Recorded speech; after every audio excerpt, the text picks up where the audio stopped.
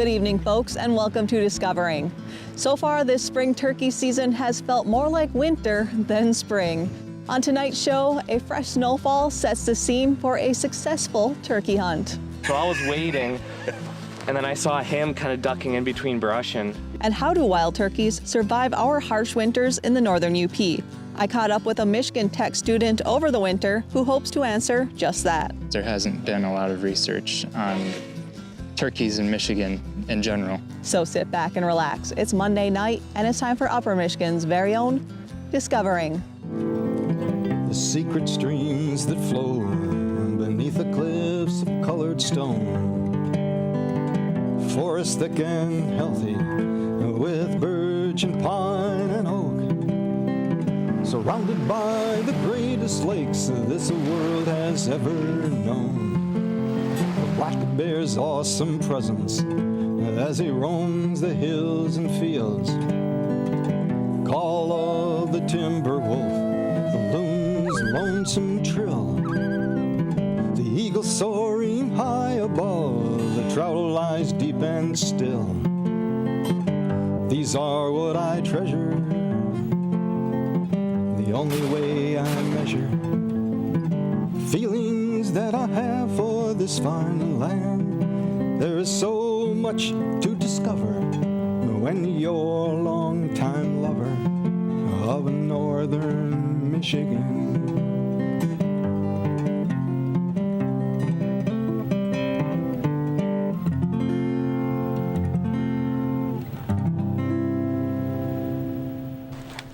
There we go.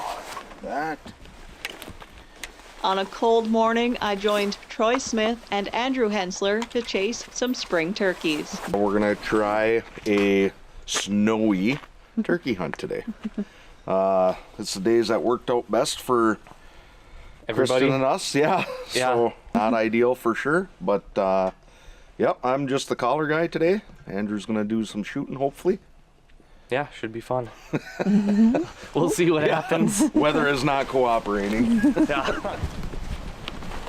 Even though we thought that the fresh snowfall might hurt our chances of bagging a bearded bird, we were committed to giving it a try. We crept through the dark, waiting and listening for any sounds of turkeys roosting nearby.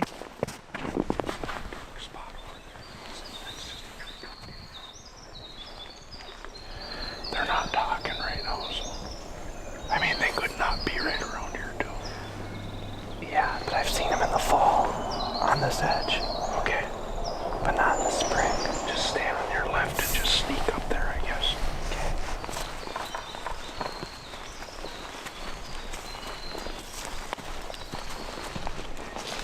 The guys found a spot with good cover so Troy could make some calls to locate them. Couple little tree yelps. And just hang out for 5-10 minutes. Hang out for 5 or 10 minutes and just listen. Let's get in here. We don't have to go over yet.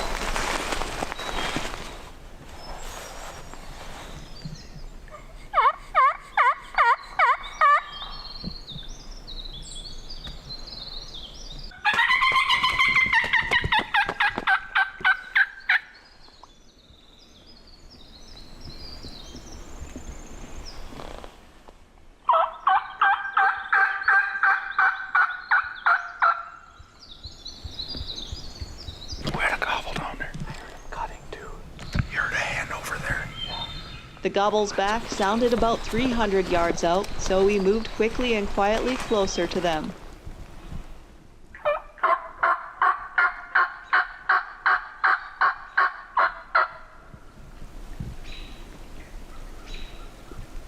The woods were quiet, so we continued further toward where we first heard them. We also needed to find a spot to hide in case they were close, where we could blend in, which was tough with this fresh snowfall.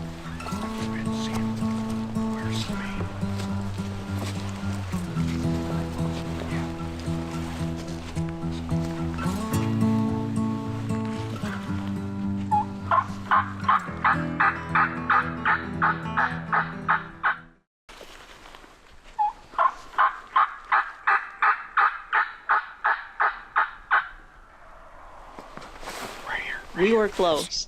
Andrew dove under a large cedar tree where he could shoot toward either the trail or the field, and I hit against the one tree available behind him. Troy stayed back about 40 yards to call behind us.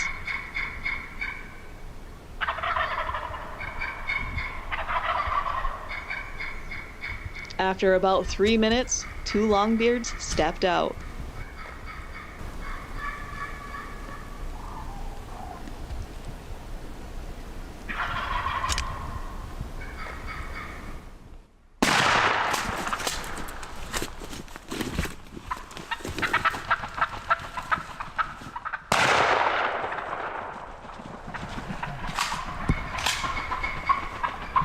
Oh yeah! Nice. Nice calling. Nice work. Nice job. Nice job. Oh, it's a nice one. Oh, that was awesome. That's a dandy. I thought some of them were jakes, the way they were gobbling. Oh, nice spurs too. Look at those. Oh. You got some nice hooks. Boy, that worked out pretty darn good, didn't it? I was just praying that they didn't come on to my left, because I would not have had a good shot. Yeah, up there. I was hoping they would come right up the road is what I was thinking. Well, I didn't want them to come up the road. And good thing we stopped on that corner. Eh? And did you hear me leave the road? Mm-hmm. And then I went behind you over here. Okay. Because I thought they were trying to go that way. Yeah. Which you didn't want. Yeah. So I tried booking it behind. I just keep moving, and I kept a big brush pile right between us. Okay. Just so they can't see me, and I just try and move. Hey, because if you're in one spot, they kind of like.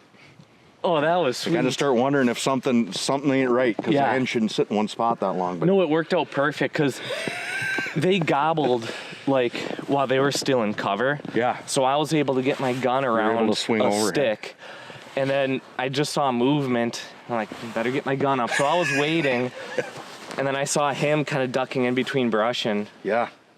What were the other ones? There was like jakes. 3, wasn't there, gobblers? Well, I saw him. He was the lead one, and then there was another bearded one. I never saw their fans. You didn't see them hens because there was a hen. No, I didn't see the hen. Yeah, great. He What a was the day. first one that came out. Oh, that's so much. My heart was beating. That's number 5 this year for Are you serious? Colin. Yep, that's number 5. You can This is hire a yourself blast. out as guiding. No, it's fun. I love it. He came right here, and then I shot him right here. I wonder if No, I think he was a little up, and then he came here. I wonder if when I was walking that way, they thought I was going to the field and they were just trying to meet me there. Well, it I don't know, it worked great out. because that's One way. that's what needed to happen. This is the weirdest, probably weather conditions we ever got one. So Well, now you can say you got one in the snow. I did, yeah. So it was snowing Check on my that off ride the here. list. Yeah, what a hunt! That is It was so quick. darn cool. What time is it? 9? No, it Yeah. can't even be Oh, 9 you gotta yet. do your tag? 7? You got to do your tag. Yep. Oh, you have the tag on your phone? The Yeah. tag. Yep. And then it'll tell you congratulations, harvest Sweet. report. Yep. Excellent. That's awesome. Nice job. I was not very hopeful, but private land birds, they're Not different. pressured. Yep, they're different. So How many acres do you have here? So where my house is 20. Okay. My parents have 10 next to us, but then all the land around us that we're hunting is owned by relatives in a big like farm cooperation. So 800-900 acres. Yeah, there's plenty of land, which I'm just lucky to be able to hunt it, thankfully that everyone lets me, which is pretty cool. good thing we only had to go like 80 acres. Eh? Yeah. So how do you guys know each other? I'm the head of buildings and grounds at Ishpeming Schools, and he's our shop teacher. I started there 4 years ago, and then we just had coffee together in the morning and kind of hit it off and started talking about turkeys, and he decided to take me 3 years ago. Yep. He took me, and then Got your first one that year? got a Jake that year, and then this nice Tom this year. This is your first Tom? Yeah, oh yeah, for sure. Second turkey. Yeah, What a good time, hey? yeah. You're hooked now.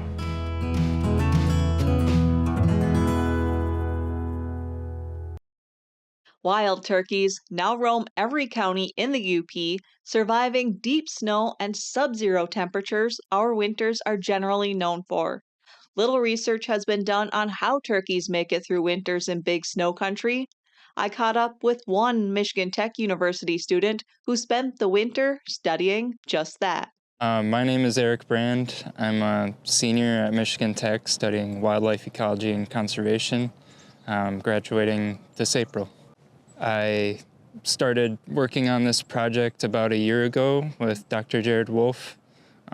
He was interested in collecting some data in the UP, specifically the Western UP and the Keweenaw, about how turkeys are surviving through the winter here, because even though we've had less intense winters here than we have historically, we still have intense winters like this winter. And just based on other studies that have been done in the past, turkeys really shouldn't be able to survive through these winters in the numbers that they are. So they must be getting some abundant food resource that we don't know about or that we haven't thought about. And so we kind of came to the conclusion that wild turkeys are probably subsisting through the winter off of bird feeder seed that's been falling on the ground from birds kicking it off the feeders. A lot of people feed these deer pellets in winter yarding areas that turkeys will take advantage of. Apple trees, things like that, that are really providing turkeys with the easy food source through the winter. And so my research has been mapping where turkeys are roosting, which is where they spend the night in trees, and relating that to the nearest human food source. I call it anthropogenic food source. And taking those distances and comparing that to distances from those food sources to random points that I've generated throughout the area. And so far, most of those turkey roosts have been much closer to human food sources than those random points. So my data revolves around that. I'm also collecting several habitat measures, such as the average size of trees in a roost versus those random points, the species composition of the trees in the roosts. Are they selecting more conifer trees than deciduous trees, or vice versa? Are they selecting bigger trees in general? And through all this, I've been working with several landowners throughout the area who have been very generous and allowed me to collect data on their properties. I tagged along to one of the turkey roost sites he's studying. We'll be going south a little bit to the Elo area. There's a landowner down there that's got some livestock and some pines planted next to their house. And they've got a few turkeys that roost in those pines, not even 100 yards from their house. I always try to measure all the trees at 4.5 feet above the ground. But if there's snow, you can't just measure that from your body. You have to see how deep the snow is. And I've got a little mark here for 4.5 feet. So I'll be taking all my measurements at about waist height. Instead of in the summer, I would normally take all my measurements at chest height. So this is a plot center. I've got these, they're called eye buttons. It's just a little device that takes a temperature reading every few hours. I've got these at a few of the roost locations just to see if the sites they're selecting are more moderated microclimate. So I'm just gonna mark out my boundary here. Each of these plots that I'm measuring are 1/10 of a hectare circle. So that equates to a 17.8 meter radius. So I have this long measuring tape that has feet and meters to mark out 17.8 meters in each cardinal direction. And I do that at every plot before I start measuring trees, just so I can get an idea of which trees I need to measure and which ones I don't. So I'm measuring any tree larger than 4 inches in diameter. And I start just right of the north line, and I move clockwise around.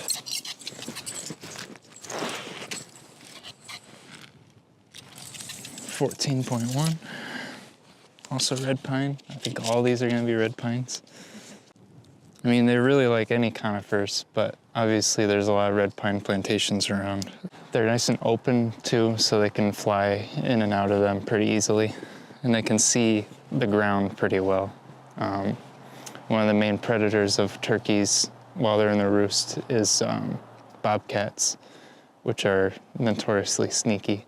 And this makes it easier for them to see them coming. So this tape measures the diameter of a tree in inches. 11 and a half.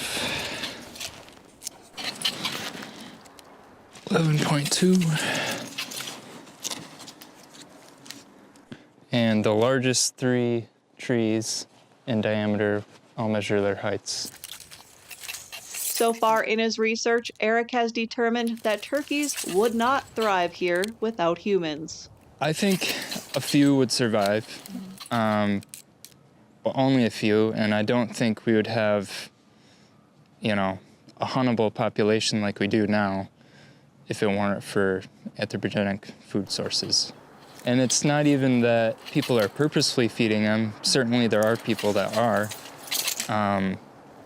but they'll find, old apples and old orchards in some corner of somebody's property, or they'll find bird seed from somebody's feeder. I've seen them eating hay. I've seen them nestled between cows in a pasture before, soaking up their heat. They'll do anything to stay alive. So this is a clinometer. It basically uses trigonometry to figure out the height. This tree is 83 feet tall. After we measured all the trees in this sample, we went to his random point and measured those trees. This is a paired random site, which is 100 meters away about from the roosting site. These measurements will be compared to the measurements I just took at the roost site to see if there's anything different between them. If so, why are the turkeys over there, not right here? Because hypothetically they should be over here too, but they're not. The only papers I've seen about northern turkeys have been just at the fact that they've been expanding north for the past few years. And nobody has talked about how turkeys, which are not native to the UP, have affected our native wildlife, which I'm hoping to touch on in my master's. They might not be affecting anything, but you never know. This August, I'm going back to Michigan Tech to start a master's program, also studying turkeys.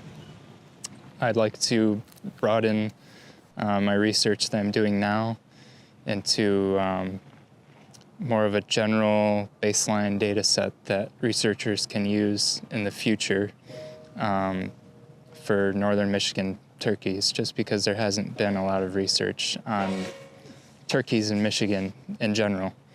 And like I said, the DNR doesn't really study them that much. So I think it'll be really crucial for turkey management, but also other wildlife management, to have just a general understanding of turkeys in Michigan.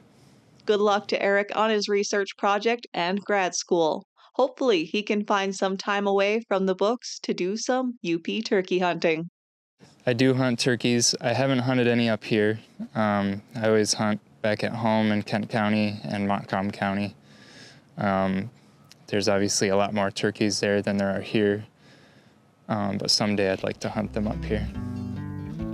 And before we leave tonight, Aaron Asplund of Gladstone sent me these photos of this big tom with a 9.5-inch beard and 1-inch spurs he shot with Ken Buckles from Wheelan Sportsman of Delta County. and his girlfriend Natalie also got her first turkey. Congrats to both of you.